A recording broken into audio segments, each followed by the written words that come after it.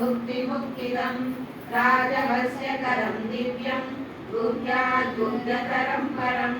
दुर्लभं सर्वदेवानां चतुष्षष्टिकलास्पदं पद्मादीनां वरान्तानां विधीनां नित्यदायकं समस्तदेव संसेव्यम् अनिमार्यस्तसिद्धिदं किमत्र बहुलोकेन देवी प्रत्यक्षदायकं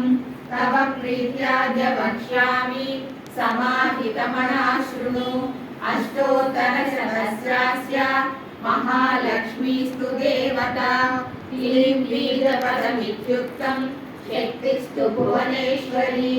अङ्गन्यासकरन्यासः स इन्द्रादिप्रकीर्तितः ध्यानं वन्दे पद्मकरां प्रसन्नवदनां सौभाग्यदां भाग्यदां हस्ताभ्यामभयप्रदां मणिगणैर्नानाविधैर्भूषितां भक्ताभीष्टफलप्रदां हरिहरब्रह्मादिभिसेवितां पार्श्वे पङ्कजशङ्खपद्मनिधिविधृतां सदा शक्तिभिः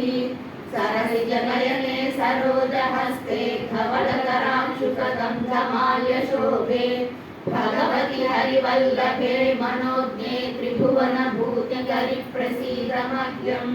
प्रकृतिं विकृतिं विद्यां सर्वभूतहितप्रदां श्रद्धां विभूतिं सुरभिं नमामि परमात्मिकां वाचं पद्मालयां पद्मां शुचिं स्वाहां स्वधां सुधां धन्यां हिरण्मयीं लक्ष्मीं नित्यपुष्टां विभावरीं हरितिं च दितिं दीप्तां वसुधां वसुधारिणीं नमामि कमलां कान्तां कामाक्षीं रोदसां